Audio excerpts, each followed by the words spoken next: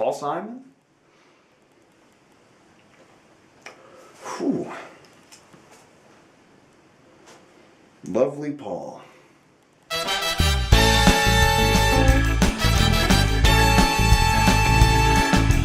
Sean Penn and Kevin Bacon got so drunk.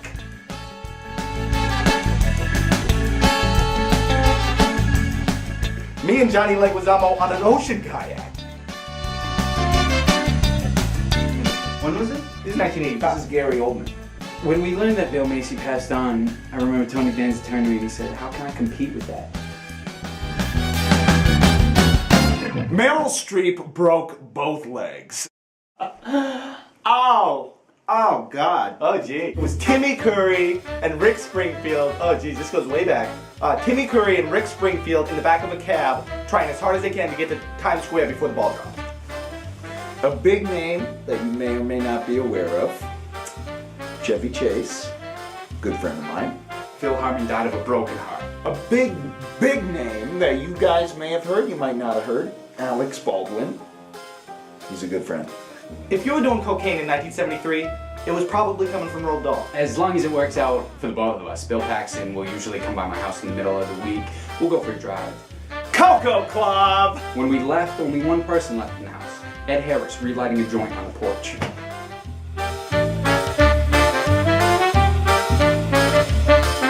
Kathy O'Hara singles me out of the crowd. She comes up to me. She looks me dead in the eye. She goes, "I want you. Not today, not tomorrow, not yesterday, not the day after yesterday. Right now. All right?" And what do you say to Kathy? She's a very commanding presence. Adam Sandler had just been filming Anger Management with Jack Nicholson. Well, his dad is Jack to us. It's the kind of dirty stuff that Dickie Clark turned me on to. It's me, Tom Selleck, and Jeremy Irons. We ended up taking the next exit and got ourselves some breakfast. Keep in mind, it's just afternoon, and we're getting breakfast. Hey! So I stay on this ranch in Utah, and who owns the ranch? Roger Daltrey. Roger Daltrey. Beetlejuice came out, you know, and we all sat around and watched it. It was New Year's Day. We all got together. We watched it at Danny Day-Lewis's house, and you know, nobody speaks a word through the whole thing. It ends, the credits roll, we're all still sitting there. I turn to Danny. There's tears rolling down his face. You know, and I think for all of us, we're like, all right, it's time to step up our game here. Mikey Keaton has set the precedent. It's a new age, and it truly was. You know, that's when the whole thing started to shift. At the time, no one believed that Eric Stoltz was diabetic. But I'm stuck in West Hollywood babysitting a very young and well-mannered Topher Grace. Christy Lloyd used to get kicked out of the Belvedere Suite all the time. It was almost tradition. You know, it's the tail end of '87.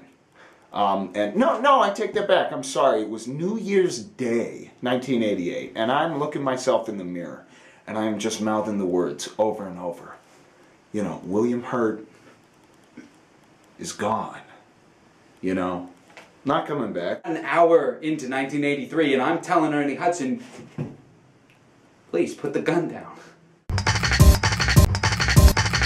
So what can you tell us about Ray Liotta? Crybaby Ray? I haven't spoken to him for 10 years. Dickie Dreyfuss and me, we're staying at the, we're staying above the Cocoa Club for an extended stay, you know. Dickie's been happily married, 5 times. He's been happily married for 25 unconsecutive years. Anyway, we always seem to have fun with that. For years in the early 90s, I thought that Woody Harrelson, my good friend, and Matt McConaughey were the same person. Who comes at me but the ghost of John Candy? And the first thing I recognized was that he had grown a very distinctive soul patch. Last time I saw Bill Macy? Mace?